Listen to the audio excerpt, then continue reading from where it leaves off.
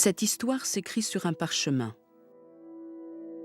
Dans l'atelier d'Anne-Marie et Jean-Pierre Nicolini naissent les peaux, les plis et les pages de ces parchemins.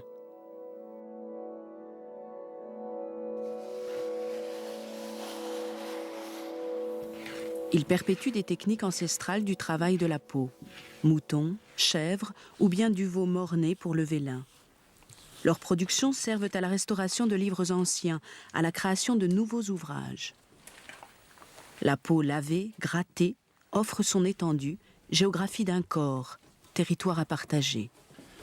Donc voilà une très belle peau très fine dans laquelle on va pouvoir tirer 3 doubles pages idéales. Alors la double page, elle va être déterminée par l'échine qu'on voit ici.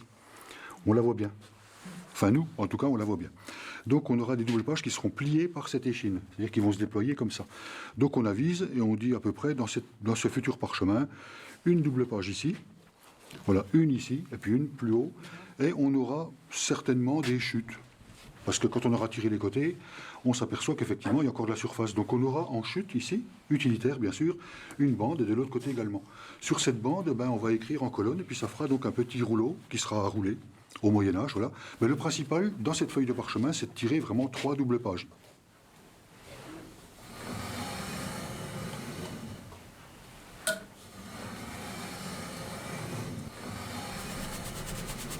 C'est une poudre très très fine parce qu'elle doit pénétrer dans le parchemin pour arriver à rendre opaque le parchemin.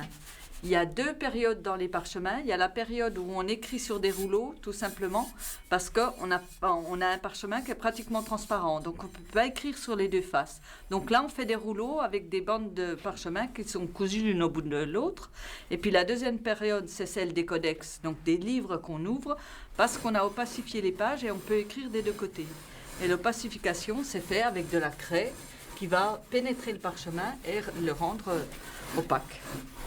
Alors quand on va découper les doubles pages à partir d'une peau, attention, il y a 2 côtés sur une peau. Il y a le côté fleur qui est ici, et il y a le côté croûte, qui est l'autre côté qu'on a passé à la craie. Voilà. Alors le côté fleur correspond au côté poil, donc il est toujours coloré. Le côté croûte correspond au côté passé à la craie, donc il est uniformément blanc. Lorsqu'on va découper les doubles pages dans la peau, on va les plier en 2 bien sûr, mais lorsqu'elles vont se présenter au scribe ou à l'enlumineur, donc elles vont se présenter de telle façon qu'on ait toujours de la fleur, ou toujours de la croûte, ou toujours de la fleur, ou toujours bien sûr au centre de la croûte par exemple. Voilà.